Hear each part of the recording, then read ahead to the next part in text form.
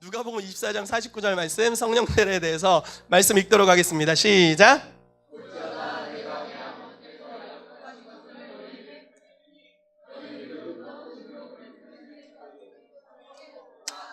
아멘. 자, 성령 세례에 대해서 이렇게 말씀하고 있습니다. 약속하신 것, 약속하신 분이라고 번역하는 게 더 맞겠죠?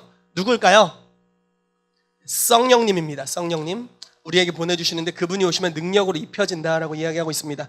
사도행전 1장 8절 말씀 같이 읽어볼게요. 시작.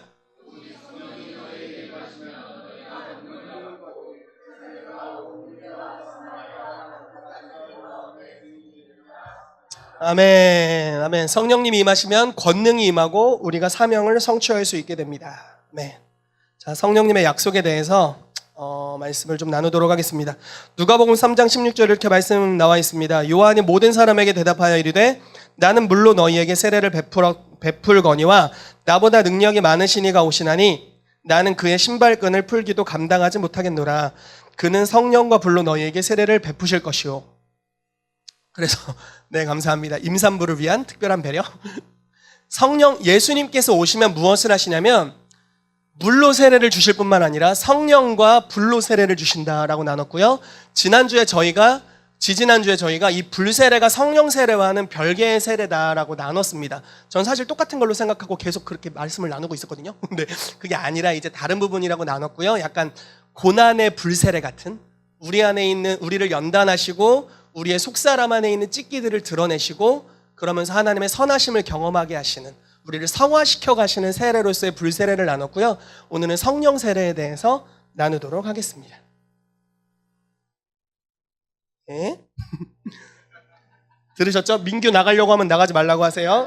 네. 고린도전서 2장 10절 말씀 같이 읽을게요. 시작.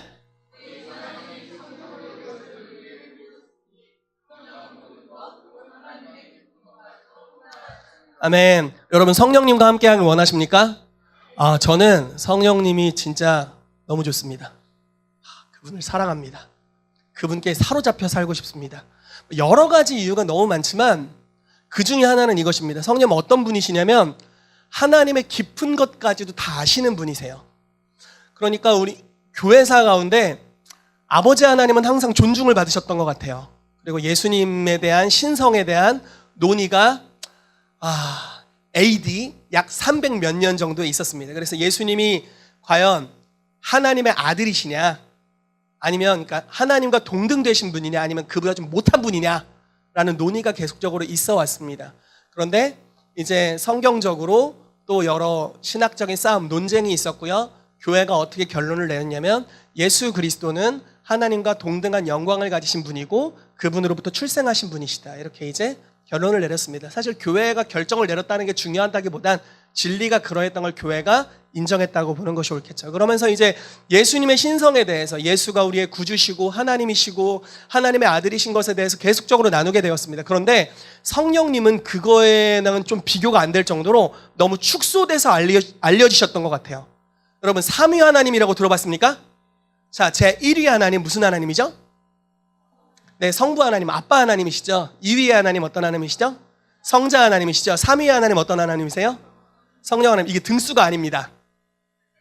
성령님 3등이 아니라 그냥 위격. 그러니까 하나님을 인격이라고 하긴 그렇지만 아무튼 우리와 같은 대화가 가능한 신격을 가지신 이제 세 가지 신격을 가지고 계시다. 그리고 한 분으로 연합해 계시다. 이렇게 우리가 표현하고 있습니다.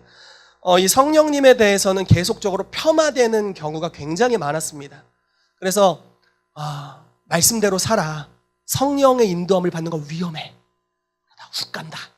이런 이야기들이 굉장히 그래서 우리가 성령님의 임재를 따르는 것에 대해 굉장히 터부시하는 경향이 굉장히 짙었습니다.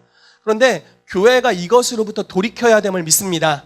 아멘. 성령님은 너무나 소중한 분이고 심지어 예수님은 나의 임재보다 성령님의 임재가 더 좋다라고 말씀하셨습니다. 아멘. 그러한 주님을 만나게 되시기를 예수 이름으로 축복합니다. 아멘. 그 말씀을 한번 읽어보도록 하죠. 읽겠습니다. 시작. 그러나 내가 너에게 실상을 말하노니 내가 떠나가는 것이 너희에게 유익이라. 내가 떠나가지 아니하면 보혜사가 너희에게로 오시지 아니할 것이요 가면 내가 그를 너희에게로 보내리니 내가 아직도 너희에게 이를 것이 많으나 지금은 너희가 감당하지 못하리라. 그러나 진리의 성령이 오시면 그가 너희를 모든 진리 가운데로 인도하시리니 그가 스스로 말하지 않고 들은 것을 말하며 장래일을 너희에게 알리시리라. 아멘. 예수님께서 실제 상황을 말씀해 주십니다. 무엇을 말씀해 주시냐면 제자들이 예수님과 함께 있을 때 너무 즐겁고 좋고 행복했습니다. 그냥 세상을 다 가진 것 같은 느낌이었을 거예요. 그런데 실상을 이야기해 줄게. 뭐냐면 내가 떠나가는 것이 너희에게 유익해. 왜냐면 내가 가면 성령님이 올 거야 라고 이야기를 하고 있기 때문에 그렇습니다. 여러분, 지금 우리가 성령님을 경험하고 있죠. 누리고 있습니다. 예배 가운데 성령님의 임재가 있어요. 믿으시죠? 그런데 중요한 것은 무엇이냐면요, 사람의 사고에 따라 하나님이 제한되실 수 있다라는 겁니다. 자, 하나님은 너무 놀라우신 분이세요. 그런데 우리가 어떻게 생각하느냐에 따라 우리가 경험하는 차원의 하나님이 제한되실 수 있다는 거예요. 여러분, 예수님의 생애를 한번 생각해 보십시오. 제자들과 함께 있었습니다. 가는 곳마다 이적과 기사가 따라 다녔고 놀라운 표적과 기사가 지속적으로 일어났어요. 거의 한 번도 끊긴 적이 없이 그분이 가는 현장에 모든 병들이 치유되고 기적의 역사가 지속적으로 풀어지는 일들이 있었습니다. 놀라운 능력이었어요. 정말 놀라운. 그래서 여러분, 예수님이 오시면 지붕을 뚫어서라도 거기 들어갔어요. 얘기해 볼게요. 중풍병자가 있어요. 내 친구야. 너무 아파. 그런데 예수님이 어느 집에 오신다는 소문을 들어요. 사람이 너무 많아요. 어떻게 했냐면 친구들이 침상째 매서 지붕을 뚫었어. 왜 그런 짓까지 했을까요? 왜 네, 믿음이 있으니까 그런 거죠. 어떤 믿음인가요? 저분을 만나면 치유될 거라는 믿음이죠. 그만한 충만한 능력이 예수님께 있었어요. 여러분, 근데 생각해 보세요. 아픈 환자가 있어요. 나 오늘 감기 걸렸어. 그래서 몸살이 좀 심해. 그래서 오늘 교회 못 오겠어. 자, 어떤 믿음이 없는 건가요? 네, 하나님의 임재가 있는 처소로 올 때 치유될 거라는 믿음이 없는 거죠. 교회 가운데 교회가 소유한 성령님의 임재가 예수님께서 가지셨던 임재보다 못하다는 믿음이 있는 거잖아요. 이해되시나요? 무슨 말인지? 제가 무슨 차원이 이야기하는지 이해되시죠? 자, 예수님 시대에는요, 막 너무 아파, 막 죽을 것 같아. 병원을 12년 동안 다녔는데 하나도 안 나섰어. 그래서 마지막 결론이 그분에게로 가면 안 된다라는 거죠. 근데 오늘날 교회가 소유한 믿음은 뭘까요? 일반적으로 아프면 안 나오는 수준 아닌가요? 우리의 예수님의 성령님의 임재에 대한 수준, 믿는 수준. 그러니까 그만큼으로 교회가 권능 없게 자리 잡게 되는 거죠. 무슨 말인지 이해되시나요?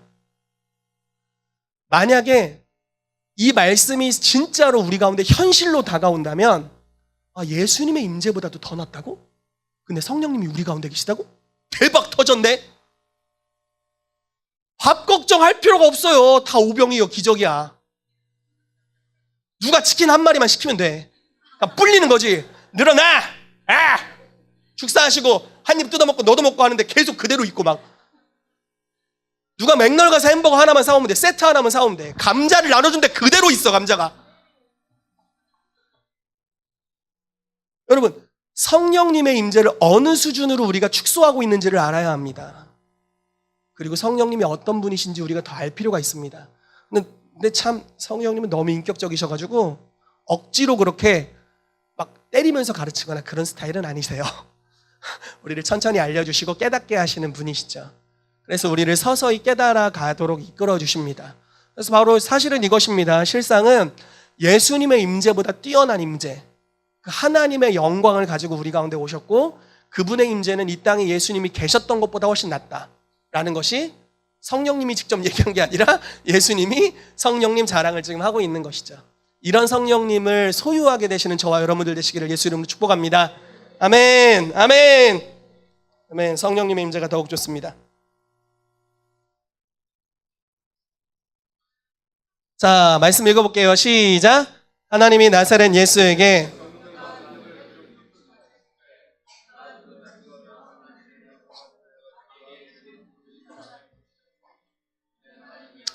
아멘. 예수님이 그냥 신성으로 능력을 행하신 것이 아니라 성령님으로 능력을 행하셨대요. 그렇다면 여러분들은 얼마나 성령님이 필요할까요? 뭐 예수님보다 잘났으면 필요 없겠죠. 그 정도로 잘나셨다면 성령님 필요 없을 거예요.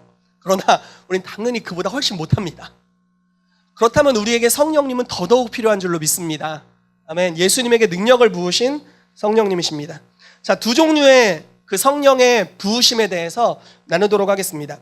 첫 번째는 우리 안에 계시는 성령님입니다. 옆에 사람에게 이야기해 볼까요? 당신 안에 성령님이 계십니다. 아멘. 우리 반대편 사람에게도 이야기해 봅시다. 당신에게도 성령님이 계십니다. 네, 우리 앞뒤 사람에게도 당신에게 성령님이 계십니다. 아멘. 아멘. 다니엘, 네 안에도 성령님이 있구나. 하준인가요? 예준인가요? 하준이? 하준아, 네 안에도 성령님이 있어. 아멘. 민규야, 안에서 잘 놀고 있니? 네 안에도 성령님이 계시다. 자, 우리가 구원을 받을 때 성령님은 우리 안에 거하시기 위해 오십니다. 그분은 우리를 죄와 속박에서 구원하시며 선한 동기를 부여하셔서 거룩한 삶을 살도록 이끄십니다. 자, 이 성령님은요, 우리 안으로 들어오시는 성령님이에요. 구약 시대에는 우리 안으로 성령님이 들어오실 수 없었어요. 이게 신약 시대의 가장 중요한 혜택 중에 하나입니다. 성령님이 우리 안에 함께 하신다라는 겁니다. 우리 안에 임하시는 성령님이 하시는 일은 이런 것입니다. 죄와 속박에서 우리를 구원하세요. 죄성을 우리 가운데서 없애기 시작하세요. 그리고요, 선한 동기를 부여하세요. 이게 나중에 로마서 12장에 동기부여 은사라는 차원으로 나오는데 선한 동기를 부여하십니다. 그래서 거룩한 삶을 살도록 이끄십니다. 그래서 여러분, 우리 안에 계신 성령님의 임재를 따라서 살아가면 어떤 일이 발생하냐면 성령을 따르는 자는 성령의 생각을 하게 됩니다. 이게 로마서 8장에 나온 말씀이죠. 성령을 따르는 자는 성령의 생각을 하고 그럼 성령님의 일을 행하게 돼요. 그러니까 삶이 예수님이 거룩하신 차원으로 점차 거룩해져 갑니다. 죄가 저절로 끊어져 가기 시작하고요. 이게 우리 안에 계신 성령님이 하시는 일입니다. 자, 말씀을 보시죠. 우리 안에 불어넣어진 하나님의 숨결입니다. 거듭나게 하시는 역사인데요. 요한복음 20장 21절 22절 읽어볼게요. 시작. 예수께서 또 이르시되 너희에게 평강이 있을지어다. 이 말씀을 하시고 그들을 향하여 숨을 내쉬며 이르시되 성령을 받으라. 아멘. 여러분, 숨을 내쉬며 이르시되 성령을 받으라 이렇게 말씀하셨어요. 그냥 성령을 받아라 기계적으로 말씀하신 게 아니라 뭔가 예언적인 제스처를 취했다는 거예요. 이렇게 했다는 거예요. 왠지 창세기 2장을 보는 것 같지 않나요? 창세기 1장과 2장에 사람을 창조하시고 흙으로 지으시고 그 코에 생기를 불어넣으셨다라고 말씀하고 있죠. 또 다른 창조가 일어납니다. 즉 거듭나게 하시는 성령의 역사입니다. 성령님이 영원한 생명을 가지고 우리 안에 들어오시는, 우리가 예수 그리스도를 주로 영접했을 때 들어오시는 역사입니다. 그래서 예수님이 우리 안에 계신 성령님에 대해서 이렇게 말씀하고 계십니다. 자, 계속 나가보도록 하겠습니다. 여러분 괜찮으시죠? 뭐 졸리거나 지루하거나 당장 떠나고 싶거나 그러지 않으시죠? 괜찮으시죠? 네, 감사합니다. 네. 갈라디아서 5장 22절에서 25절 말씀 같이 읽어볼게요. 시작. 오직 성령의 열매는 사랑과 희락과 화평과 오래 참음과 자비와 양선과 충성과 온유와 절제니 이 같은 것을 금지할 법이 없느니라. 그리스도 예수의 사람들은 육체와 함께 그 정욕과 탐심을 십자가에 못 박았느니라. 만일 우리가 성령으로 살면 또한 성령으로 행할지니. 아멘. 우리 안에 계시는 성령님이 하시는 역할 중에 하나는 성령의 열매를 맺게 하신다라는 겁니다. 즉 하나님의 성품에 참여하게 합니다. 하나님의 성품을 가지도록 우리를 이끌어 주신다라는 건데요. 자, 성령의 열매, 이게 능력에 관한 것인가요? 성품에 관한 것인가요? 네, 성품에 관한 것이죠. 다 관계와 관련되어 있습니다. 다 관계와 관련이 있죠. 성품에 관련되어 있습니다. 자, 보세요.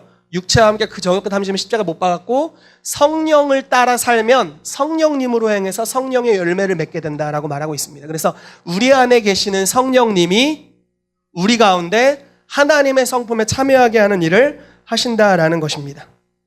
자, 베드로후서 1장 4절 7절인데 제가 왜 이렇게 말씀 많이 적어왔냐면 욕심이 좀 과했어요. 설교 준비하다가 이것도 꼭 알아야 될 것 같아, 이것도 꼭 알아야 될 것 같아 해가지고 네, 강의안보다 훨씬 많이 적어와 버렸습니다. 네, 베드로후서 1장 4절에서 7절 말씀 큰 목소리로 읽겠습니다. 시작. 이로써 그 보배롭고 지극히 큰 약속을 우리에게 주사 이 약속으로 말미암아 너희가 정욕 때문에 세상에서 썩어질 것을 피하여 신성한 성품에 참여하는 자가 되게 하려 하셨느니라. 그러므로 너희가 더욱 힘써 너희 믿음의 덕을, 덕의 지식을, 지식의 절제를, 절제의 인내를, 인내의 경건을, 경건의 형제의 의회를, 형제의 의회의 사랑을 더하라. 아멘.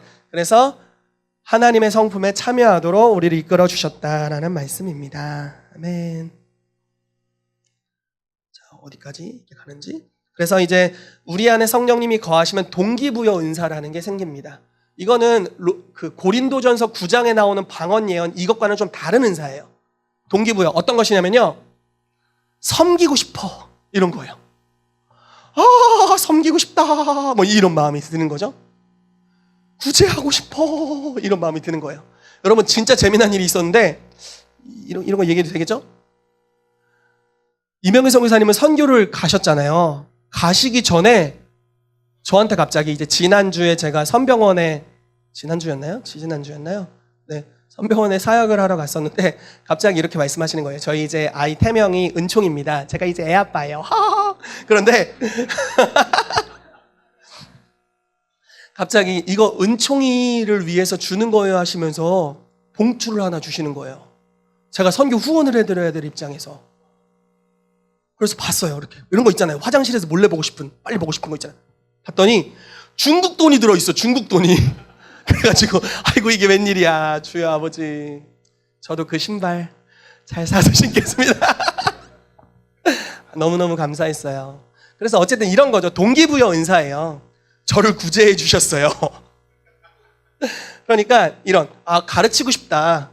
무언가를 하나님의 말씀을 알리고 싶다. 누군가를 위로해 주고 싶다. 이런 동기부여 은사가 우리 안에 계시는 성령님으로부터 흘러나오게 됩니다. 다 마음에 관한 영역으로 이것들이 풀어져 나오게 됩니다. 자, 그런데요. 이것과는 상반되는 부으심이 있어요. 그게 성령 세례입니다. 여러분 성령 세례를 믿자마자 성령 세례를 받는 걸까요? 아니면 이렇게 얘기해 볼까요? 예수 그리스도를 영접하면 성령님이 우리 안에 계세요. 아멘이시죠? 그러니까 여러분들 안에 있다고 저도 믿어요. 그렇죠? 근데 그러면 성령 세례를 안 받아도 되나요? 그냥 그게 성령 세례인가요? 어떻게 생각하세요? 할렐루야, 어디서 오셨어요? 와, 강의해 주시죠. 너무 정확하게 말씀해 주셨습니다. 우리 안에 내재하시는, 이미 계신, 우리 안에 계신 성령님은 성품에 관한 영역들을 계속 변화시켜 가시죠. 그런데 그걸로 끝나는 것이 아닙니다. 성경에서는 위로부터 임하시는 성령에 대해서 이야기하고 있고 그것을 성령 세례다라고 이야기를 하고 있습니다. 자, 아까 읽었던 말씀이니까 넘어가도록 하겠지만 보시죠. 내 아버지께서 약속하신 것을 너희에게 보낼 건데 위로부터 능력으로 입혀질 때까지 성에 머물러 있으라 라고 이야기하고 있습니다. 사도행전 1절 8절에는 성령이 임하실 건데 그럼 너희가 권능을 받을 것이고 증인이 될 것이다. 그래서 이 위로부터 임하시는 성령의 세례는 권능과 관련이 있습니다. 여러분 더 많은 권능이 필요하신가요? 네, 저는 엄청 필요하거든요. 여러분들은 어떨지 모르겠지만 이 상황으로 아직 만족할 수 없어요. 더 큰 권능이 저는 필요하고 여전히 사모하고 있습니다. 물론 더 많은 성령의 열매가 아주 많이 필요합니다. 도와주십시오. 네, 누군가 지그시 아멘을 해주셔서 감사합니다. 네, 그렇습니다. 저 필요합니다. 자, 성경의 어떤 예를 볼게요. 성령 세례에 대한 증명하는 성경적 예가 있습니다. 이제 빌립이 사마리아라는 성에서 복음을 전했어요. 자, 말씀을 제가 읽어드릴 테니까 잘 보세요. 빌립이 하나님 나라와 및 예수 그리스도, 정말 죄송한데 저거 에어컨 온도를 내리지 않으면 트나 만합니다. 자, 빌립이 하나님 나라와 및 예수 그리스도의 이름에 관하여 전도함을 믿고 남녀가 다 세례를 받았대요. 자, 이 세례는 물 세례인가요? 성령 세례인가요? 무슨 세례인가요? 불 세례인가요? 뭔 세례인가요? 자, 물 세례를 받았답니다. 자, 물 세례를 받고 그럼 끝나면 되는데 안 끝나고 예루살렘에 있는 사도들이 사마리아도 하나님 말씀을 받았다 함을 듣고, 말씀을 받았다는 건 이제 예수님을 영접했다는 이야기 같아요. 베드로와 요한, 이제 대표 사도들이죠. 이들을 보냅니다. 그래서 그들이 내려가서 그들을 위하여 성령 받기를 기도하니. 의미심장합니다. 자, 보세요. 이때는 성령님이 어디로 떠나셨나? 왜 또 받기를 기도하지? 이때 받았는데. 자, 세례를 받을 때 예수님을 영접한 사람들이 세례를 받잖아요. 순종의 증표로, 믿음의 증표로 세례를 받습니다. 세례를 받는데 저 때 또 성령 받기를 또 기도해요.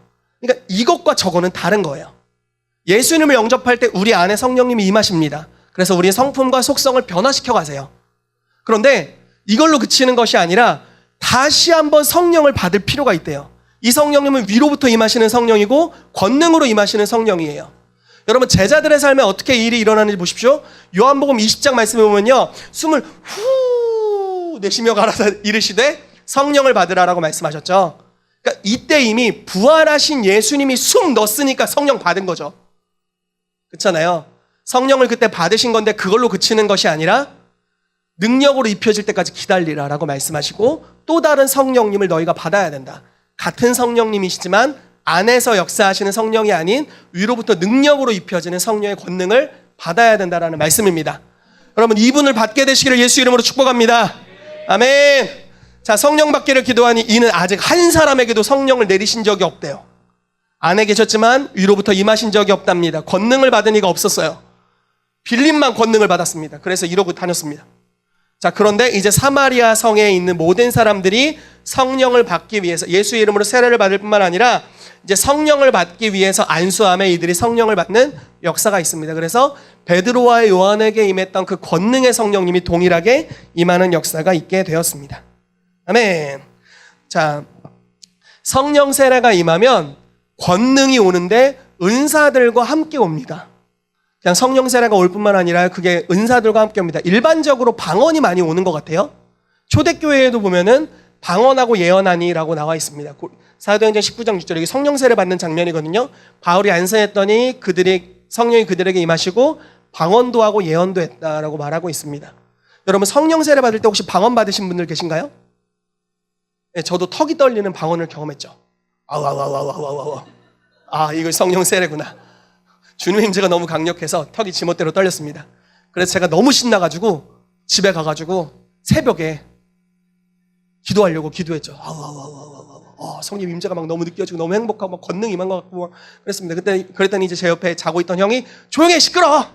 그래가지고 아우 하다가 이러고 잠에 들었습니다. 네. 어쨌든 성령 세례가 임할 때 방언도 하고 예언도 하니 이런, 네, 굉장히 온선이 있네요. 방언도 하고 예언도 했던 일이 있었고요. 되게 재미난 건 제가 이번 여름 캠프 때 여름에 여러 수련회를 섬겼는데 그중 한 캠프에서 제가 이 턱방언이라고, 일명 턱방언입니다. 턱이 떨려서 방언을 받았기 때문에 턱방언이라고 했는데 이 간증을 하고 사역하는 시간을 가졌는데 많은 친구들이 턱이 떨리는 방언을 받았어요. 굉장히 자랑스러우면서도 안타깝고 측은하고 이런 마음이 들었습니다. 네, 새로운 언어가 계속 바뀌기를 축복했고요. 네, 아무튼 턱으로 시작했습니다. 그러니까 성령 세례가 임할 때 대부분 방언을 하는 경우들이 많이 있고요. 예언의 영이 같이 임하는 경우들이 굉장히 많이 있습니다. 자, 사도행전 2장 2절에 4절을 보면은 성령님이 하늘로부터 급한 강한 바람 같은 소리로 있었고요. 불의 혀같이 불이 이렇게 각 사람의 머리 위에 이렇게 있었다는 거죠. 각 사람 위에 있었대요. 그리고 다른 언어들로 말하기 시작했다. 그래서 성령 세례가 임할 때 권능이 임하면서 방언의 능력이 임했다라는 거죠. 제가 아는 어떤 분은 성령 세례를 받았는데 방언과 예언과 치유의 기름 부심이 같이 왔어요. 그래서 그때부터 치유 사역이 좀 심한 말로 겁나게 풀어졌습니다. 손을 얻는 자마다 낫는 역사들이 계속해서 일어나게 됐어요. 그래서 권능이 함께 수반되는 성령의 세례입니다. 벌써 넘어가나? 네. 자, 권능과 선물들이 같이 오는데요. 여러분, 성령의 권능이 왜 필요할까요? 자, 효율성 때문에 필요합니다. 여러분, 농사 지어 보셨나요? 우리 도시민들 경험하지 않게 되시기를 축복합니다. 농사는 저는 아닌 것 같아요. 저는 아닌 것 같아요. 예초기를 돌렸는데 며칠 전에 저는 아닌 것 같아요. 이쪽 은사가 없는 것 같습니다. 저는 이게 컴퓨터 두드리는 쪽이 이제 제 은사에 맞는 것 같고요. 이거는 상당히 어렵더라고요. 근데 만약에 여러분 풀을 잘라야 되는데, 이제 우거진 풀을 잘라야 되는데 낫을 하나 주고, 낫도 좀 좋은 도구니까 가위 하나 주고 500평 땅에 풀을 잘라보거라 했다면 할 순 있죠. 할 순 있어요. 하하하하하 막 근육 막 이만해져 막 이러면서 잘릴 수 있어요. 그러나 얼마나 그게 비효율인가요? 만약에 예초기가 있다면 해가지고 이렇게 다니면 금방 자르는 거죠. 이게 바로 권능이 있는 것과 없는 것의 차이입니다. 자, 사명을 성취하는 데 있어서 반드시 권능이 필요합니다. 아멘. 증인이 되라고 주님 말씀하셨잖아요. 예수 그리스도를 드러내줘야 됩니다. 성품으로 드러낼 뿐만 아니라 권능으로 드러내줘야 돼요. 표적과 기사로 하나님의 살아계심을 나타내줘야 되는 줄로 믿습니다. 아멘. 예를 들어 이렇게 할 수 있죠. 우리 학기 불신자님 너무너무 좋은 분이신 것 같아요. 축복합니다. 다음날 축복합니다. 이렇게 할 수 있어요. 매일마다 선한 일을 통해서 성품으로 복음을 증거할 수 있을 겁니다. 그러나 이것만 가지고 하기에는 효율성이 떨어져요. 더 중요한 복음 전도의 방법은 무엇이냐면, 만약에 아픈 부분이 있을 때 치유의 은사를 사용해서 병든 것을 고쳐주는 것이죠. 삶에 막힌 문제들이 있을 때 예언적인 기름 부으심, 예언의 은사를 통해서 어떤 부분이 어떻게 막혀있고 하나님의 선한 계획이 무엇인지를 예언해 주므로 그 영역의 돌파를 경험하게 하는 것이죠. 아멘. 이런 식으로 복음을 증거할 때 훨씬 더 권능 있게 효과적으로 빠르게 복음이 증거될 수 있는 줄로 믿습니다. 여러분, 제가 이제 수영자라는 분을 만나는 특권을 누렸는데, 그분이 지금은 이제 망명을 하셨어요. 핍박이 하도심에서. 근데 중국의 5 교단의 하나의 수장이셨습니다. 그러니까 작은 한 교단이 1000만 명 성도가 이런 교회들입니다. 그런데 그분이 이제 중국의 빌리그램이라고 불렸던 분이고, 윈영제라는 굉장히 유명한 분이 있어요. 하늘에 속한 사람이라는 책을 쓴 그분의 멘토가 되시는 분이세요. 그분이 한국에 왔을 때 만났고 교제를 했는데, 그분이 이런 걸 이야기해 주셨어요. 자기들이 중국 교회에 있을 때 어떻게 사역을 했냐? 전도자들을 보냅니다. 보내서 기도해 주는 거예요. 기도해 주고 복음을 전하고, 그래서 예수님을 영접한 사람들이 오잖아요. 그러면은 핍박이 심하니까 수용소 같은 데 몰래 이렇게 가둬놓습니다. 일주일 동안 빛을 못 보게 하면서 거기서 예배하고 성경을 가르치고 훈련합니다. 그리고 일주일 뒤에 다시 보내요. 근데 복음 전도의 방식이 이런 식인 거예요. 아픈 자가 있으면 기도해 주는 거예요. 근데 놀라운 것은 목사님이 아니에요. 그냥 일주일 갇혀서 훈련받은 성도들, 빛을 못 본 성도들, 이제 일주일 뒤에 빛을 본 성도들이 복음을 전하고 손을 얹었는데 병든 사람들이 계속 낫기 시작하는 겁니다. 그러니까 가족 중에 한 사람이 나으니까 가족 전체가 예수님을 영접하게 되고, 그 다음 모임 때 이들이 빛을 못 보는 곳으로 들어오게 되고, 다시 빛을 보러 나가고, 다시 손을 얹고 기도하고, 병든 자가 치유되고, 이런 식으로 복음이 효과적으로 증거되는 역사가 있었습니다. 이게 예수님이 하셨던 복음 전도의 방법이었고, 빌립이 했던 복음 전도의 방법이었습니다. 효율성에 관한 문제입니다. 여러분, 권능을 받게 되시기를 예수 이름으로 축복합니다. 그런데 지금 받는 수준 이상의 것을 받게 되시기를 주 예수 이름으로 축복합니다. 설교를 준비하면서 이렇게 생각했어요. 나 성령 세례 중3 때 받았는데, 그런데 아직 더 받을 것이 남아있다. 더 충만함을 내가 받아야겠다. 왜냐면 아직 예수님 분량만큼 이렇게 나오는 것 같잖아요. 아직 닭다리가 내 앞에서 불어난 적이 없어요. 내가 무리를 걸어본 적이 없어 아직. 근데 예수님이 요한복음 14장 12절에 이렇게 말씀하십니다. 나를 믿는 자는 내가 하는 일을 그가 할 것이고 그보다 더 큰 일도 할 것이다. 왜냐하면 내가 아버지께로 가기 때문에. 내가 아버지께로 가면 뭔 일이 일어나냐? 성령님이 우리 가운데 오실 거다. 그러니까 예수님의 능력의 근원이셨던 성령님이 동일하게 우리 가운데 임하게 되면 예수님이 하셨던 일을 그대로 하게 된다는 거죠. 그러면 예수님의 사역에서 나타났던 효율성이 내 삶에도 그대로 있게 된다라는 것입니다. 아멘. 아멘. 여러분, 시대는 변해요. 복음 전도의 방법도 바뀝니다. 그러나 진리는 영원함을 믿습니다. 풀은 마르고 꽃은 시들지만 여호와의 말씀은 영영이 설 것입니다. 예수님은 하나님의 말씀의 현현이었어요. 그분이 복음을 전하셨던 방법은 시대가 바뀌어도 상관없어요. 왜냐하면 그분이 말씀, 하나님의 로고스였고 하나님의 말씀이 육신이 되신 분이었기 때문에 우리가 그분을 따라간다면 동일한 역사가 일어날 줄로 믿습니다. 아멘. 성령님을 힘입으신 예수님 같이 여러분들도 권능받게 되시기를 축복합니다. 아멘. 아멘. 아멘. 자, 사도들의 능력의 근원이셨습니다. 사도들 하면 또 얼마나 위대한 사람들입니까? 자, 말씀을 읽어볼게요. 시작.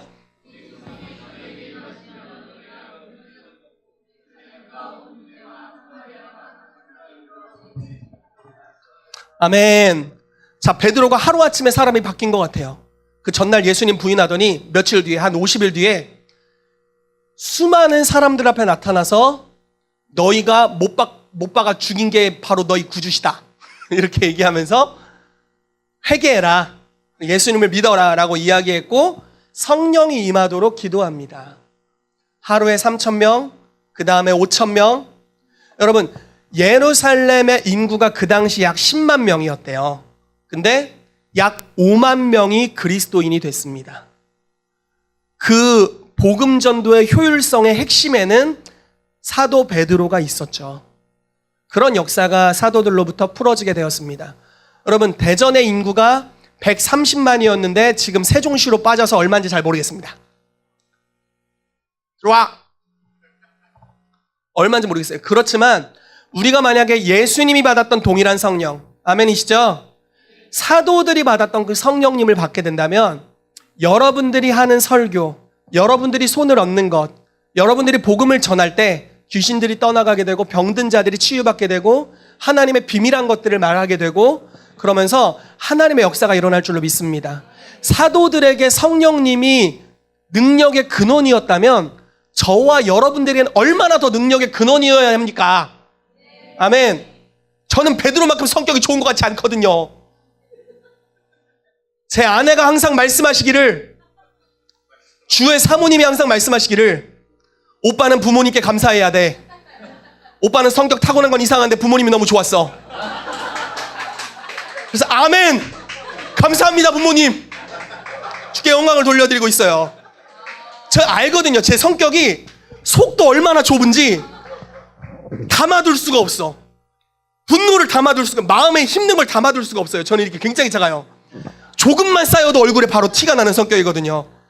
부모님께 감사할 수밖에 없어요. 좋은 양육을 받았기 때문에 그나마 지금 사람 노릇을 간신히 하고 살고 있습니다. 그러므로 저에게 성령님이 더욱 필요합니다. 여러분들 성격은 어떠세요? 여러분들이 맺는 성령의 열매, 여러분들이 갖고 있는 성품, 감히 그걸로 복음을 전할 수 있다고 생각하세요? 그 정도로? 어림도 없다고 믿습니다. 나 혼자 죽을 순 없다. 다 같이 죽어야 합니다. 우리에게 성령님이 너무나 필요함을 믿습니다. 아멘. 아멘. 성령님이 더더욱 필요합니다. 아, 주여, 이 성절머리 어떡합니까? 도와주시옵소서. 저희 고모가 저 이제 변화되기 전에 그렇게 제 걱정을 많이 하셨대요. 저를 위해서 평생 기도해 주시는 세 분이 있습니다. 첫째 고모, 셋째 고모, 또 예전에 같이 기도하던 할머니. 추석 전에 또 연락이 오셨어요, 그 할머니께. 근데 평생 기도해 주시기 때문에 제 인생이 좀 거저먹어가는 게 있습니다. 밥 먹고 기도만 하시는 분들이신데 계속 기도를 해주시니까. 근데 이제 셋째 고모가 저희 아버지 식구들을 다 전도했던 분이세요. 근데 셋째 고모가 제가 예수님 영접하기 전에 제 걱정을 그렇게 하셨어요. 황소고집에다가 성격이 안 좋다고. 그래서 특별히 날 기도하셨는지 모르겠어. 근데 아무튼 지금 제 기도를 굉장히 많이 해주시고 계시고 저를 만날 때마다 흐뭇해 하시고 그러십니다. 물론 저는 제 성품 때문이 아닌 것 같습니다. 여러분, 성품으로 한계가 있어요. 네, 속 터집니다. 물론 성품은 서서히 성장할 겁니다. 열매는요, 갑작스럽게 맺혀지지 않아요. 그냥 접붙여져 있으면 서서히 자연스럽게 맺게 됩니다. 그래서 여러분, 가끔 누가 좀 삐뚤어져 보일 수 있잖아요. 성품이 뭐가 심하게 나 보일 수 있잖아요. 그걸 급격하게 고치려고 하지 마십시오. 안 고쳐져요. 불가능합니다. 진짜 불가능해요. 그냥 그리스도께 연결되게 하고 참고 인내하고 용납하며 기다리는 겁니다. 그러면 서서히 변화되어 갈 겁니다. 이해되시나요? 왜냐하면 내재하시는 성령님께서, 우리 안에 계시는 성령님께서 우리 성품을 서서히 변화시켜 가셔서 예수 그리스도를 닮아가게 하십니다. 제 아내와 제가 9년 연애하고 지금 6년인가요? 결혼한 지? 6년째 결혼해서 약 15년, 16년을 살고 있는데요. 고3 때와 지금 그렇게 많이 변화된 것 같지 않습니다. 성품적으로.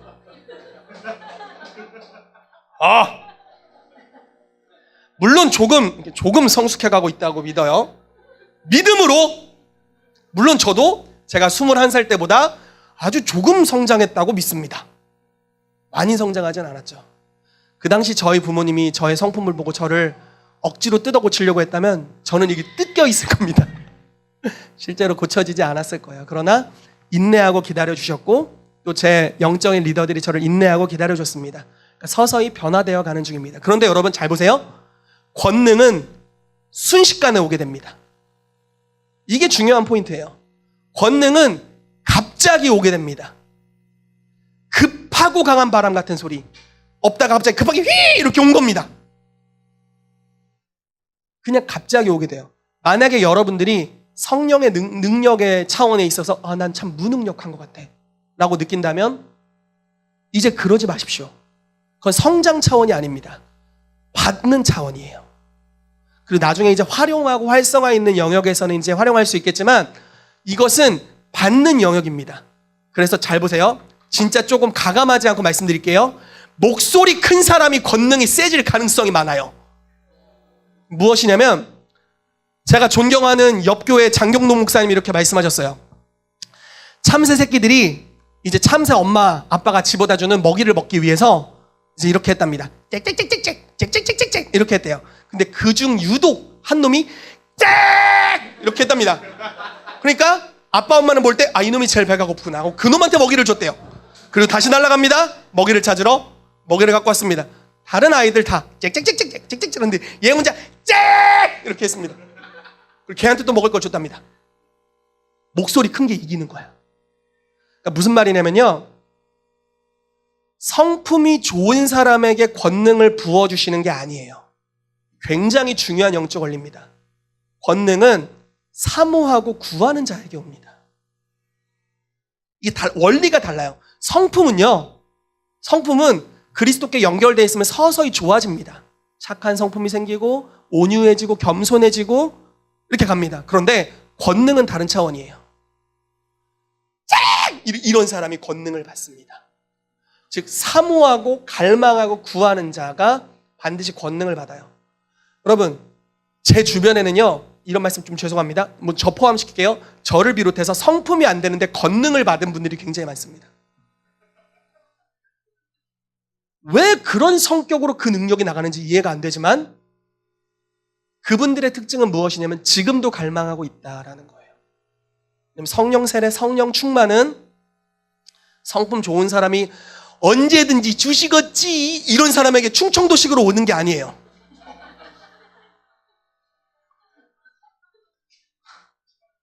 사모하는 자가 받습니다. 아멘. 그래서 누가복음 11장 말씀 또 마태복음 7장 말씀에 구하라 얻을 것이다. 찾으라 찾을 것이요 두드리는 자에게 열릴 것이다. 그리고 마태복음에는 구하는 자가 하다가 가장 좋은 것을 주실 것이다. 구하는 자에게. 그런데 누가복음 11장에는 구하는 자에게 성령을 주시지 않겠느냐 이렇게 나옵니다. 즉 구하고 갈망하는 자가 성령의 충만함을 받을 수 있다라는 겁니다. 물론 저의 삶에도 지금 기름 부으심이 나가고 있습니다. 제가 기도해주면 저와 같은 턱방울이 전이되고 턱이 떨리는 역사들이 있었는데 저는 더 원합니다. 어느 분량을 원하냐면 예수님 차원의 분량을 원합니다. 이것은 교만이 아니고 예수님을 기쁘시게 해드리는 줄로 믿습니다. 여러분들도 그러기를 예수 이름으로 축복합니다. 제가 볼 때 여러분들 다 성령 세례 모르는 분들이 여기 얼마나 될까요? 다 알고 있겠죠. 그러나 이 설교를 왜 또 하느냐? 갈망하십시다. 아멘. 그리고 사모하게 될 때 우린 더 놀라운 차원의 권능을 얻게 될 줄로 믿습니다. 아멘. 자, 성령의 선물들, 은사들이 이렇게 있고요. 성령의 권능이 임하면 이런 은사들이 오게 됩니다. 넘어가도 되겠죠? 넘어가겠습니다. 자, 그래서 성령 충만을 받게 되시기를 예수 이름으로 축복합니다. 성령 세례는 단회적입니다. 한 번 받는 거예요. 그러나 성령 충만은 지속적으로 받는 것입니다. 성령 충만을 왜 받아야 되냐? 충만이라는 단어를 좀 설명할까요? 성령 충만의 단어는 이런 겁니다. 만약에 여기 제가 물이 한 반 정도 사라졌죠? 정수기 냉수에다가 딱 이걸 눌렀어요. 그럼 물이 부어지겠죠? 계속 누르고 있으면 넘치게, 그냥 차는 수준을 넘어서 막 넘쳐나게, 꿀락꿀락꿀락 넘쳐나겠죠? 이 넘치는 것을 충만하다라고 말합니다. 계속 넘쳐 흐르는 것을 충만하다고 말해요. 그런데 성경에서 왜 충만을 받아야 되냐고 이야기할까요?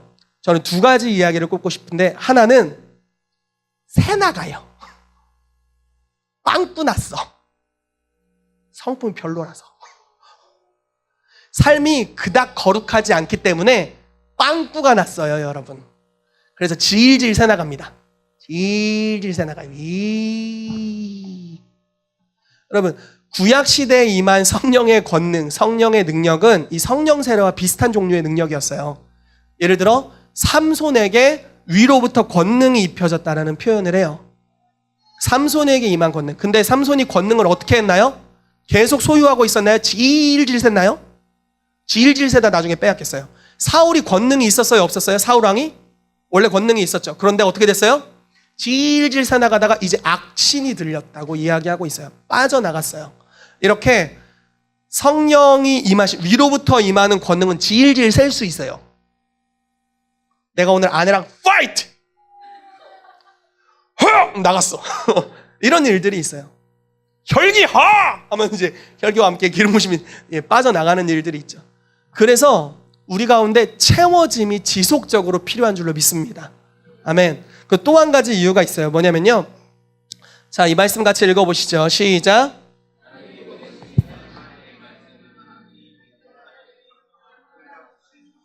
아멘. 자, 하나님이 보내신 이 누구세요? 이 구절에선 예수님입니다. 예수님은 하나님의 말씀을 하는데 왜 그러냐? 하나님이 성령을 한량없이 주셨기 때문에 그렇다. 이 성령은 안에 계신 성령님은 아닐 거예요. 이미 계신데 한량없이 계속 주시겠어요?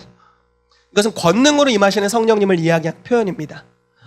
그런데 예수님이 받은 성령님의 기름 부으심은요, 한계가 없는, 끝이 없는 기름 부으심입니다. 어느 정도 차원일까요? 하나님이 태초에 세상을 창조할 때 운행하셨던 성령님의 수준, 하나님이 누리셨던 성령님과의 교제 차원의 그 성령님의 수준, 한량없는 성령님을 받으셨다는 거예요. 반면 여러분들, 저와 여러분들은 어떨까요? 한량 없을까요? 조금 한계가 있을까요? 어떻게 생각하세요? 한계가 있다고 하면 좀 자존심이 상합니까? 혹시 어떠십니까? 제가 개인적으로 느낀 것은요, 제가 고등 때부터 사역을 했습니다. 고딩 때부터 기타를 치며 예배를 드리고 사역을 했어요. 설교를 하고. 그런데 고딩 때보다 21살 때 전도사가 되었을 때 더 기름 부으심이 생겼던 것 같아요. 그러다가 제가 전도사 12년 만기를 찍고 목사 안수를 받았는데, 그리고 나서 좀 더 권능이 더 입혀진 것 같아요. 성장해 가는 거죠. 제가 우리 소망 전사님에게 들었어요. 지지난주였나요? 지지난주 소망 전사님이 전사 이제 임명을 받았잖아요. 그 이후로 더 기름 부으심이 증가한 걸 느낀대요. 좀 더 소서님 교회 안에서 권능이 더 풀어져 가는 걸 느낀다고 하셨어요. 증가가 있는 거죠. 자, 성경적인 예를 들어드릴게요. 다윗이 사무엘이 찾아와서 어릴 때 기름 부었습니다. 성경에 표현되기를 다윗이 그날 이후 여호와의 신으로 충만하여졌다라고 표현하고 있습니다. 근데 한 번의 충만으로 끝난 것이 아니라 다윗이 성장하면서 이제 20대 중반 후반 정도 됐을 때 유다의 왕이 됩니다. 30세였나요? 아무튼 유다의 왕이 돼요. 그래서 장로들이 다윗에게 기름 붓습니다. 그리고 두 번째 충만함을 받습니다. 그걸로 끝난 것이 아니라 이제 이스라엘 12장로가 모여서 다윗에게 세 번째로 기름 붓습니다. 그래서 이스라엘 전체 왕의 기름 부으심과 권위를 얻게 됩니다. 기름 부으심, 충만함이 다음 단계로 자라난다라는 것입니다. 여러분들은 지금 어느 단계에 와 있나요? 그리고 어디까지 가실 생각이세요? 여러분, 사도행전 1장 8절에 성령이 임하시면 권능 받는다 너무 빠른가요? 권능 받는다 했고 2장에 불의와 같이 갈라지는 것으로 각 사람 위에 성령이 임하셨습니다. 이때 성령 세례와 충만을 이미 받은 거예요. 근데 한 번으로 끝나지 않았어요. 4장에 가면요. 사도들이 모여서 함께 기도했다. 모인 곳이 진동하더니 무리가 다 성령의 충만함을 받았다라고 이야기합니다. 2장에 받았는데 4장에 또 충만해졌어요. 그리고 또 위기가 찾아오잖아요. 그럼 성도들이 또 기도해요. 근데 또 충만함이 임해요. 또 기도하니까 더 임해요. 또 기도하니까 더 충만함이 임해요. 끝이 없어요. 여러분, 하나님이 우리 가운데 주길 원하시는 충만함의 분량은 끝이 없는 줄로 믿습니다. 그러나 반드시 하나님은 주님이 주신 권능을 낭비하지 않으세요. 아멘이세요? 권능 필요 없어? 안 줘, 걔한텐. 이해되세요? 주시면 한번 잘 써볼랍니다. 오냐? 너로구나. 이렇게 가는 거예요. 이해되시나요? 별로 그걸 귀하게 여기지 않는 자에게 주시지 않습니다. 예를 들어 예언의 기름 부심이었어요. 막 음성이 들리고 하나님 각 사람을 향한 장래 일들이 보이기 시작하고 그래요. 그래서 막 사용하기 시작했어요. 그런데 어느 날 상처받고 실증 나. 안 하고 싶어. 그럼 더 이상 오지 않아요. 너무 인격적이시고 심하게 인격적이셔서 우리가 멈추면 주님도 멈추는 경향이 있습니다. 그러나 만약에 여러분들이 은사적으로 기름 부심 안에서 어느 정도 갔는데 정체가 되어 있다면 주님, 내가 더 가야겠습니다. 내가 좀 경험했는데 이걸로 좀 부족합니다. 예수님 차원으로 가야겠습니다. 더 주십시오. 사모합니다. 라고 구하기 시작하면 이제 그걸 넘어서 가기 시작합니다. 여러분들, 여러분들의 삶에 정체되어 있는 권능이 있습니까? 더 나아가게 되시기를 예수 이름으로 축복합니다. 예수님이 가졌던 수준의 충만함으로 가게 되시기를 예수 이름으로 축복합니다. 아멘. 자, 어떻게 받는지 나누도록 하겠습니다. 첫 번째, 믿음으로 받습니다. 갈라디아 3장 14절 읽어볼게요. 시작. 이는 그리스도 예수 안에서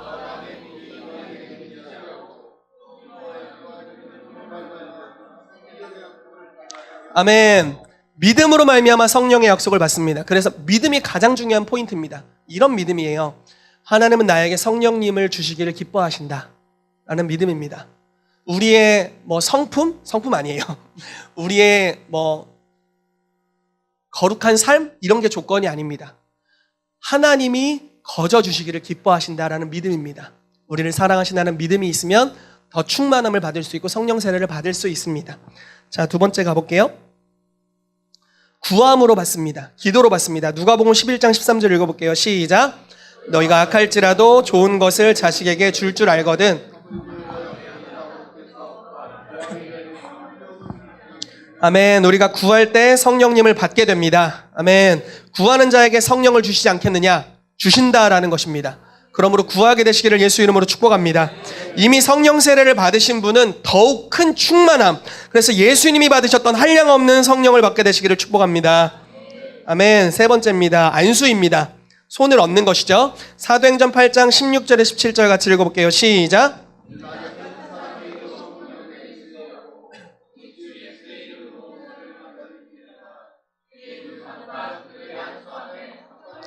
아멘. 그래서 손을 얹었을 때 성령을 받았습니다. 사도행전 19장에 바울이 에베소에 내려갔는데 12명에게 손을 얹었고 손을 얹는 자가 다 성령을 받았다라고 나오고 있습니다. 손을 얹을 때 권능이 흘러갑니다. 여러분, 그래서 성령의 묵상할 때 손을 얹는 것을 이렇게 별거 아니라고 생각하지 않게 되시기를 축복합니다. 손을 얹을 때 흘러가고 권능이 임하게 됨을 믿습니다. 아멘. 마지막인데요. 정렬입니다. 이것은 많이 강조되지 않는 영역이에요. 그래서 꼭 일부러 넣습니다. 말씀 읽어볼게요. 사무엘상 19장 20절 말씀입니다. 시작.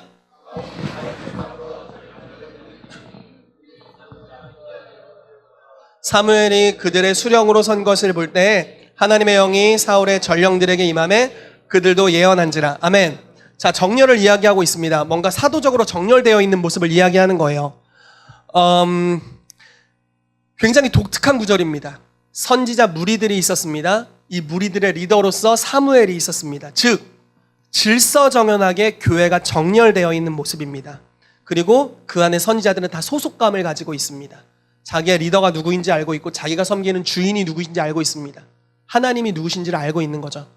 정렬되어 있을 때 그 모습 자체가 성령 세례가 임하게 되는 가장 강력한 모습이 됩니다. 그냥 서 있었어요. 근데 암살자에게 성령이 임하십니다. 어느 정도 수준인지 아시겠죠?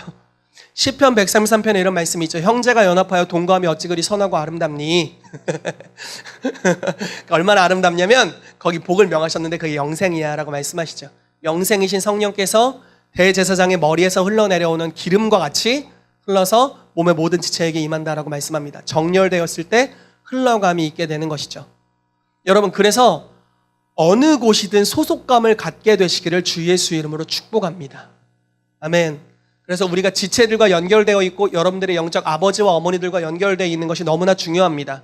꼭 저와 연결되어 있을 필요는 없습니다. 세상에 목사님은 참으로 많거든요. 꼭 그럴 필요는 없습니다. 그러나 여러분들이 존중할 수 있는 사람과 연결되십시오. 아멘. 그렇게 될 때 그들에게 임하신 성령님이 동일하게 흘러가게 되는 줄로 믿습니다.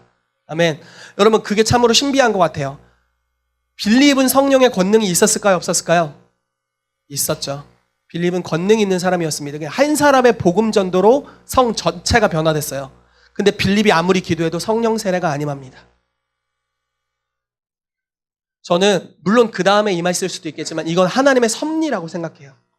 의도적으로 하나님께서 교회들의 질서를 잡기를 원하셨고 예루살렘 교회의 대표적인 사도들이었던 베드로와 요한을 사마리아로 보냅니다. 분명히 빌립이 기도하면 귀신도 떠나가고 병도 고쳐지고 난리 법석 오두방정이 일어나는데 성령 세례가 아니에요. 그래서 의도적으로 예루살렘 교회에 그 보고를 했고 예루살렘 교회는 의도적으로 베드로와 요한을 초대합니다. 그래서 그들이 안수하니까 성령이 임하셨습니다. 이런 사건이 사도행전에 몇 번에 걸쳐 일어납니다. 의도적인 거죠. 능력의 부족함이 아닙니다. 자, 능력의 부족함이 아닙니다. 빌립이 능력이 부족했던 게 아닙니다. 정렬로부터 오는 축복에 대해 하나님께서 무언가를 교훈하시는 것입니다. 여러분, 사도행전 2장이 있기 전에 2장의 권능이 임하기 전에 1장이 있었습니다. 1장에 예수님께서 이렇게 말씀하시고 승천하십니다. 성령이 임하시면 권능을 받을 거야, 내 증인 될 거야, 뿅 하고 가셨어요. 그리고 나서 사도들이 첫 번째 했던 게 뭔지 아세요? 모여서 먼저 기도부터 했을까요? 아니요. 네. 11사도였던, 원래 12사도였죠? 그 12명의 숫자를 맞춥니다. 한 명의 사도를 더 뽑아요. 왜냐하면 가룟 유다가 배신을 했기 때문에 탈락이 됐죠. 그래서 한 명을 더 세웁니다. 12명이 생겼습니다. 그리고 모였던 120문도가 거기 정렬되었습니다. 정렬된 공동체가 함께 기도했을 때 모든 이들에게 성령의 권능이 임하게 됩니다. 하나의 상징이죠. 정렬이 너무나 중요합니다. 여러분, 우리가 저쪽 집회 가서 은혜 받을 수 있습니다. 이쪽 집회 가서 은혜 받을 수 있습니다. 너무 좋습니다. 저도 저희 교회 성도님들에게 가세요! 정말 가십시오. 너무 좋습니다. 그러나 만약에 소속이 없다면 그건 위험합니다. 어느 교회든 상관없어요. 소속되십시오. 그리고 가세요. 그러면 소속된 곳으로부터 하나님이 주시는 충만함이 있을 것입니다. 그리고 우리가 가는 그곳에 있는 좋은 영적 리더와 영적 아비 어미들로부터 좋은 것을 받게 될 줄로 믿습니다. 그러므로 정렬이 성령 세례에 있어서 아주 중요한 부분입니다. 아멘. 여러분, 성령 세례 받게 되시기를 예수 이름으로 축복하고요. 받으셨다면 더욱 큰 충만함을 받게 되시기를 예수 이름으로 축복합니다. 아멘. 같이 기도하도록 하겠습니다.